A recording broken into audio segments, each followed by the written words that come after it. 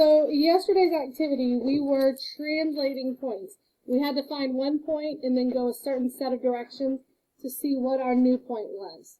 That was an introduction to translations. So translations, remember yesterday when we were doing the activity, we were just moving around that grid, right? Well, that's what a translation is. A translation is a shifting or sliding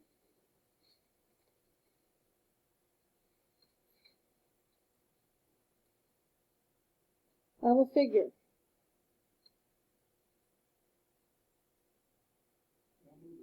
You sure can. A shifting or sliding of a figure. And I like the word sliding is what I used to remember, because if you look at the word translation, do you see that SL right in the middle? And we know a translation is a slide on the coordinate plane, and slide also begins with the letters SL. So that's one way that I remember that the translation is a slide. Dilations, if you remember from last week, is like your pupils. They get bigger or smaller in your eyes. Translations is a slide. All right, to translate a figure, all points of the figure move in the same direction, so they all move the same direction,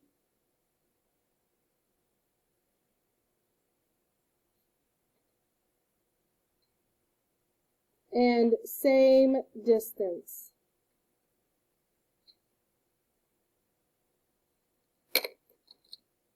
So the main takeaways from that sentence is that every point, if I have a rectangle, how many corners are on a rectangle? 4. There's 4 vertices. So if I need to move that rectangle, I'm going to move every point, every vertice, the same direction and the same distance. Kind of like what we say every time in math. What you do to one, you do to the other. What you do to one vertex or one point, you do to all of them. You do to the others. Okay? All right, the pre-image and the image are always congruent. What does congruent mean? Equal, the same. Equal, the same. It does not get bigger. It does not get smaller. It does not flip upside down. It is the same. If I ask somebody to move a seat in this classroom, does changing their seat make them get taller? No. Does it make them get shorter? Are they going to now go to their new seat and stand on their head? No, they're not. No, they're not. And I've changed all of your seats in here, and not one person has decided to sit on their head for the class period. All right. So basically, this shape is going to be an exact duplicate copy. Okay, guys? It's going to be an exact copy. Same shape, same size, same look. The only thing that happens is it just moved. It slid around the page on that coordinate plane. Okay? Now, when we think back to last week with dilations, scale factor uses what operation? Multiplying, multiplication. That's how we knew it was a dilation. My rule, my scale factor was always something I multiplied. Well, with translations, when we show sliding or shifting of an image, we use addition or subtraction. We use addition or subtraction. And this is how we apply that addition and subtraction. Yesterday, everything asked was like 5 units left, 3 units down. 2 units right, 1 unit up. 3 units left, 5 units up, right? They gave us descriptive directions. Well, when we use addition and subtraction, we have to think about what do those directions mean. And I think about a number line. If I'm moving right on a number line, are my numbers getting bigger or smaller? Look at the number line. Bigger, so is that going to be an addition or subtraction? And if I'm moving up, think of vertical number lines. Am I getting bigger or smaller? Bigger. So if something is moving to the right or up, it results in adding to the x or y coordinate. Same thing's the opposite. If we're moving left or down the number line or left and down on a coordinate plane, that's going to be using subtraction. That's going to be using subtraction to an x or y coordinate. And you can see in this image that we gave an example right here. It said move the object. So that means I'm starting with the object. So there's my old picture. I'm moving it and I'm making a new image. 2 units to the right and 4 units up. Well, the way that we move that whole triangle is just to move every point. If I start at this point, I go 1, 2 units to the right because that's what it told me. And then it told me 4 units up. 1, 2, 3, 4. There's my new prime point. If I do that to every point here, 1, 2, 1, 2, 3, 4. There's the new top of my triangle. And then the last point, 1, 2, 1, 2, 3, 4. There's the new left-hand corner. And then when we connect all of those new dots, that is our new prime image. So if we move all the points, connect them, it will result in our new prime image. Okay? All right, so let's do that on our own. Open it up.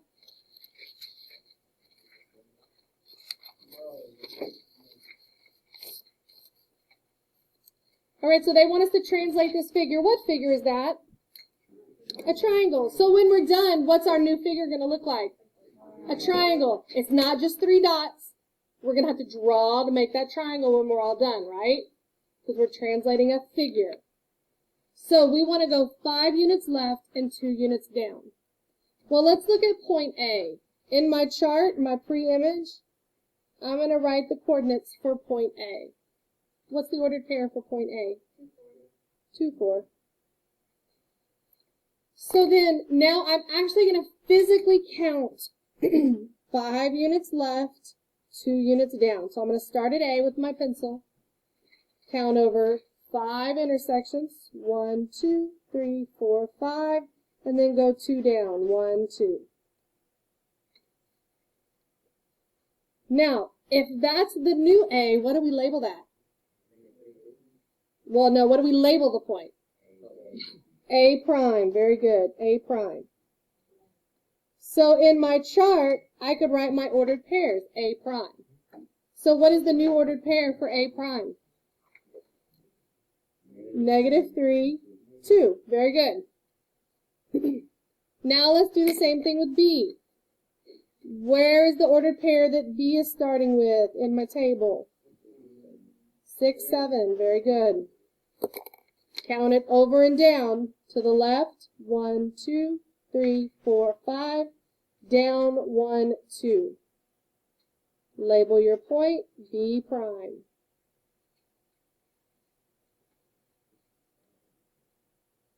Now, once we have the point labeled, can we put it into our table?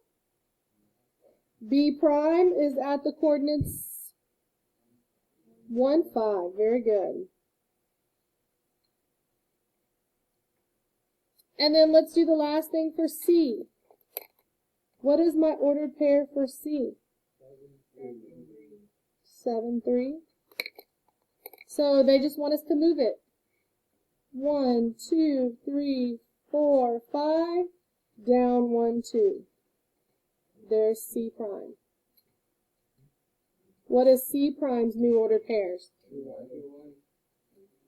But remember, it said translate the figure. So I need to connect my dots so I can make a figure. If you just leave the ordered pairs, the dots, that's not a figure. A figure is a shape. I know, right? So cool. All right, now let's talk about the algebraic representation. We know that's a fancy way to say, what is the rule? The rules of the game. Now, I know I have to use x's and y's because that's how we write it algebraically, but I also have to use addition or subtraction. So first, I need to start with 5 units left. Let's look at that. Because that was one of the directions we moved, right? Well, 5 units left. Is that an x direction or a y direction? X. Now, so I know it's an x direction. Okay, so I've got my x. And then if I'm moving left 5, is that going to be adding 5 or subtracting 5? Subtracting, because it's like going left on the number line. So x minus 5. Now let's look at the other direction. 2 units down. Is down an x or a y direction? Y, because y travels up and down vertically. But it's 2 units down, so what do you think we're going to do? Y minus 2. So with translations, I could either give verbal descriptive directions, 5 units left, 2 units down, or I can give mathematical directions, which is the rule. Now watch how cool this is. This rule literally states, take your x value, your original x value. If I subtract 5, I should get my new x value. Let's see if that works. 2 was my original x value, right? Minus 5. What's 2 minus 5? Oh, look, there's my new x value. Let's look at B. What is 6 minus 5? There's my new B prime. To find C prime, take my original C value, x. 7 minus 5 gives me 2. Same thing with the y values. I take my starting y value, my original value, subtract 2, and that's how I find my new point. 4 minus 2 is 2. 7 minus 2 is 5. 3 minus 2 is 1. And we said minus 2 because that's what our rule told us. So what if our rule said y plus 2? What would my new y coordinate A prime be? 4 plus 2 if it said that. What's 4 plus 2? It would be 6. So we're just following it mathematically as well. All right, let's look at this one. Translate.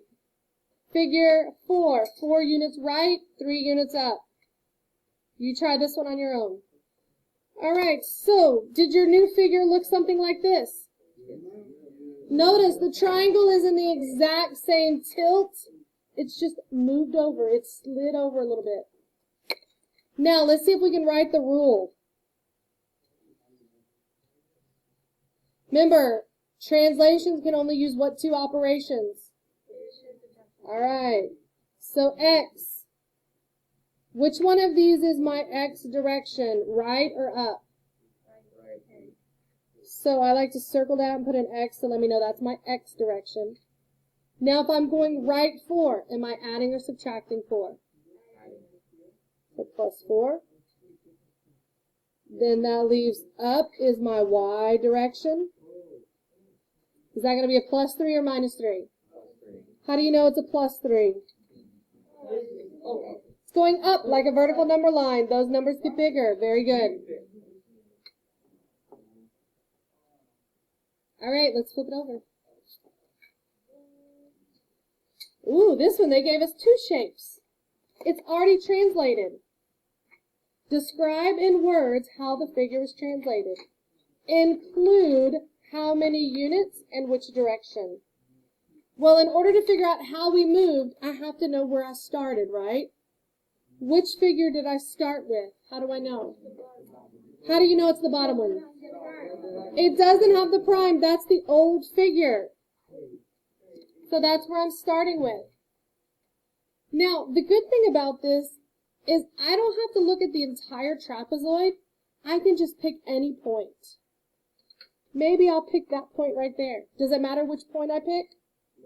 No, as long as I'm going over to the same corresponding point. And I can only go left and right, up and down. So in this case, did I go to the left or the right first? So I went the left. How many units? 1, 2, 3, 4, 5, 6. Very good.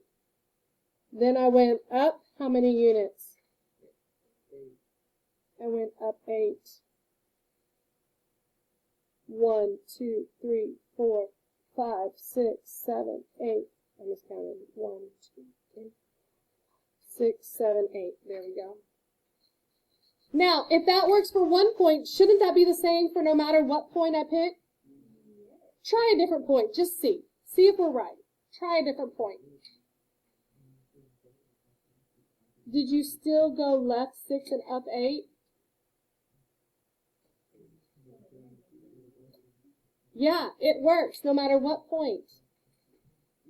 All right. Now that we know our verbal directions, can we write our mathematical directions, the rule? All right. What am I going to write for my rule?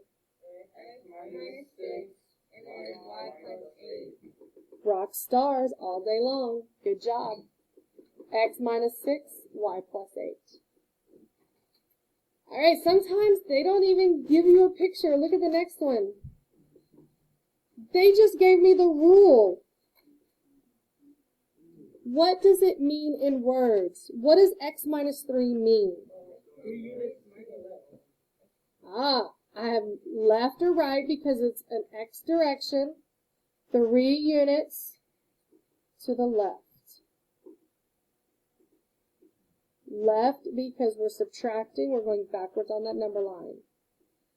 Now, what does y minus 10 mean? All right, 10 units down. Now, if you just saw this rule all by itself, how would you automatically know that it's a translation? But how would you know? If all you saw was this right here, you should automatically know that that's a translation. What do you think? Yes?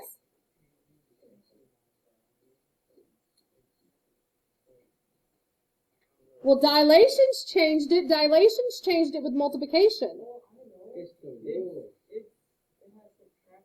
It has subtraction. Translations can only use what operations? Subtraction and addition. So we know that it's a translation because it uses subtraction. There's no other type of transformation that uses addition or subtraction. Only translations. Only those that slide around the coordinate plane. So if I see this, it's not multiplication, it's adding or subtracting. Automatically translation. Okay? All right, look at this one. Now they're trying to challenge us. Describe it. So they first want it in words. Well, if I look at my x value, what's happening to my x's from where I started to where I went? It's going down. How do you know it's going down? Because I'm subtracting 13 to get from 12 minus 13 equals negative 1, right? So if we're subtracting, which direction is that going? It's going to the left 13 units. All right, what about the y? What's happening to my y values? So if it's going up, is that adding or subtracting? Adding 7 mathematically, but describing vertically, it's going up 7. Do you see how we can either talk about this mathematically with my rules or my algebraic, or I can describe it verbally with my words? All right, bonus question. You'll have room. You can write this at the bottom.